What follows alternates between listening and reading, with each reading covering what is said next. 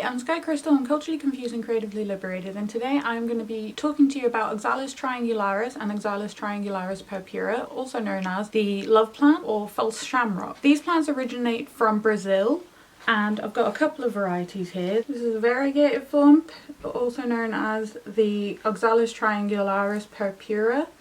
And then I've got Oxalis triangularis purple, which is the non-variegated form, just next to it, and you can see the comparison there.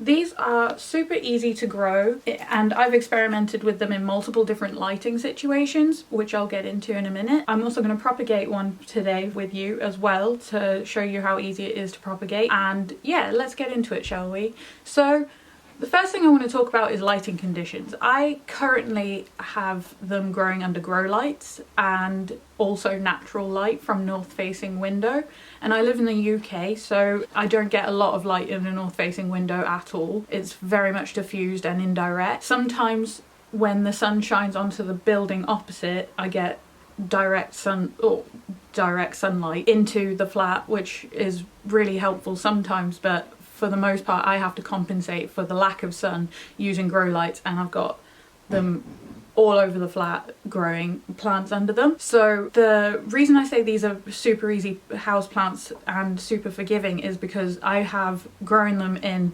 north facing as well as south facing and had really positive results from them. These plants can be grown outdoors in certain climates. They are also edible and are also referred to as wood sorrel. They're a type of sour grass, but there is an element of needing to eat them in moderation due to the toxicity levels, and I would recommend avoiding them if you are prone to autism and gout and kidney stones. They're a risky plant to eat, I think. Personally, I wouldn't eat them. I think I'd rather just have them as a decorative plant. They are toxic to animals, so keep them out of their reach if you can. But for the most part, they have a sour taste to them that basically deters animals. And I live with a cat, so I haven't had any issues with her going for these plants. So yeah, basically the lighting conditions that I have them in, I grow them under grow lights and have the light from the north facing frontage. Purple plants have a sunscreen about them, which I'll talk more about in a different video,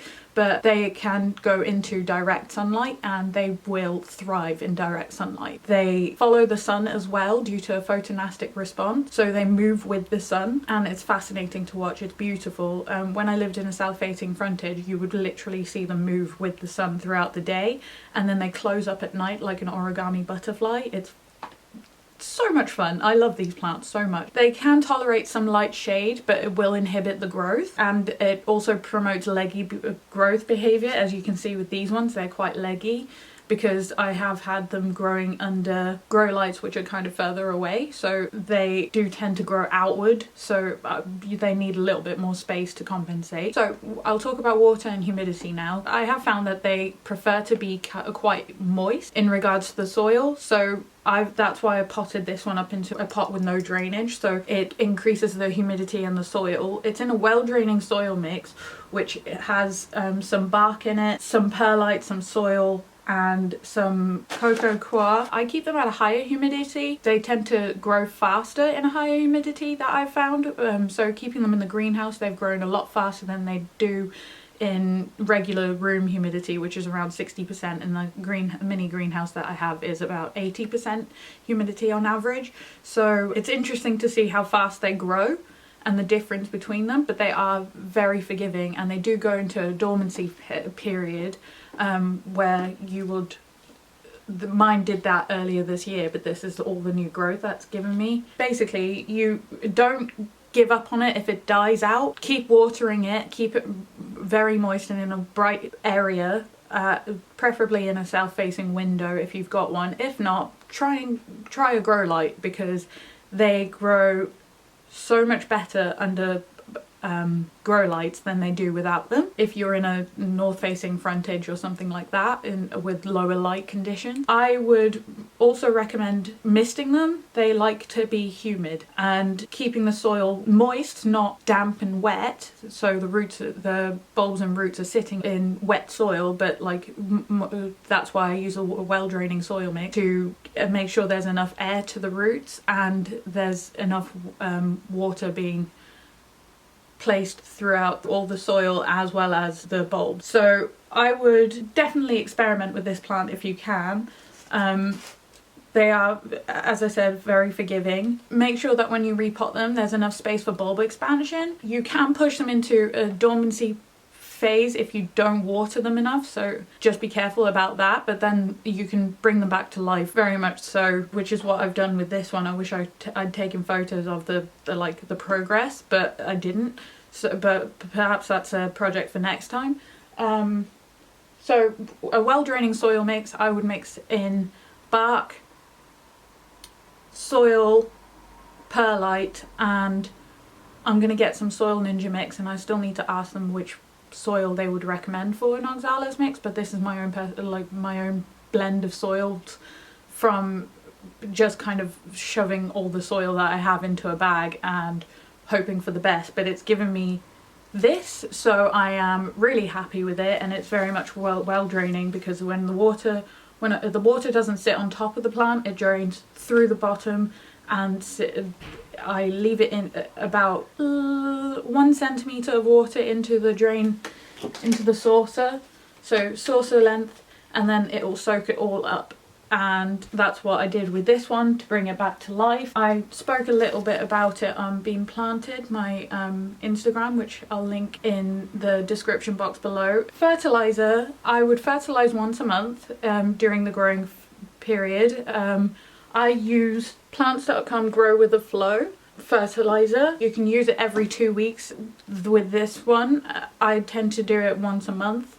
I'm going to increase it during the summer period to 2 weeks, every 2 weeks, but for now, because it's winter, I've decreased it because it went into a dormancy phase, but now it's growing, so I should probably adjust it to 2 weeks now. But it's been growing really happily with just one monthly fertilizer, so I'm really happy with that. But yeah, temperature that I would recommend is 18 to 25 degrees Celsius.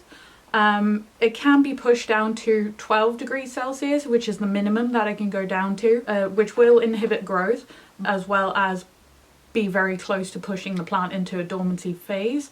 So that's what I mean, where they grow outdoors. In places they grow outdoors, they naturally go into a dormancy phase and then come back up in the spring.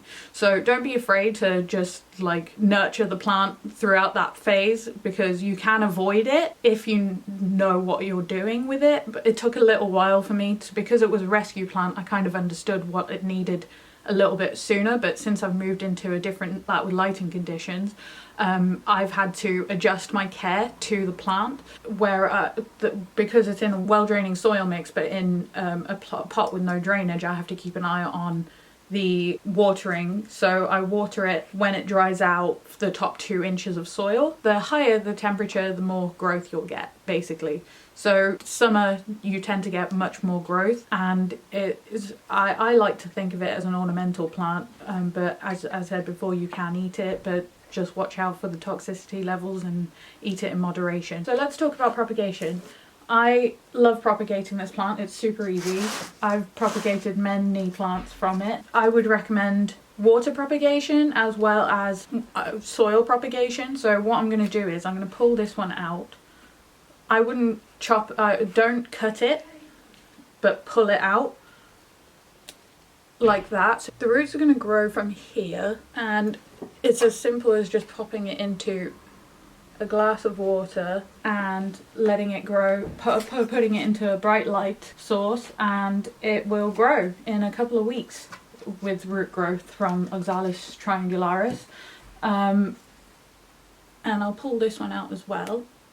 So we've got 2 different varieties, and I'm going to put these under grow light with a little bit of fertilizer in, and then I'll change the water when it gets a bit murky. But for the most part, I'm really naughty with changing water, and I still have really good propagation success rate, so I'm happy with that. I'm just going to stick to my usual routine, so I'm going to pop that on the shelf at some point. But let's repot the Oxalis triangularis. And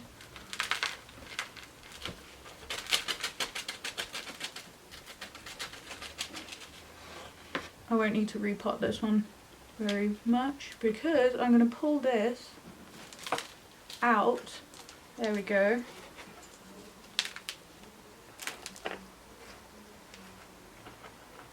We have a bulb. I try and avoid repotting it because I've only repotted it recently and I want to keep this one growing. So what I'm going to do is I'm going to water it and then show you more about the bulb and everything like that. Here is the bulb and you can see some new growth coming out there, just a little bit. And we've got two foliage bits, I'm calling them foliage bits because I don't actually, stems on there. So I'm going to repot this into a little pot here. As I said, propagating this plant is super easy and actually super fun. I've propagated many, sold many, given many away, and it's a plant that just genuinely loves to give you babies. It's a flowering plant, which I forgot to mention, and it produces pinkish white flowers. They look like fairy hats and I love them, and they are super cute. I'm going to keep this one in the greenhouse because because I've just repotted it, so I want to increase the humidity without having to water it a lot.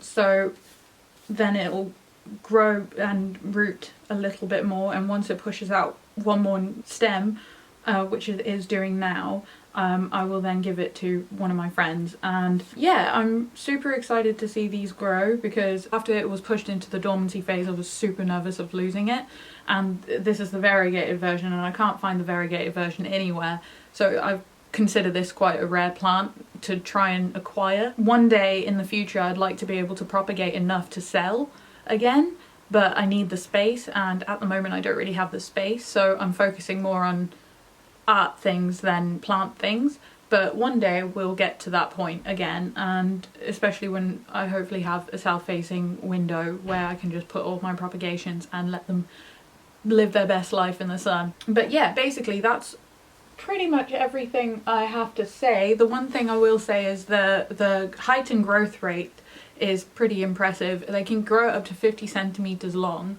They grow wide and bushy, but yeah, basically they grow fast as long as they're in the right conditions. So I would highly recommend trying to find one of these plants. Just enjoy it because it's a very rewarding plant to have.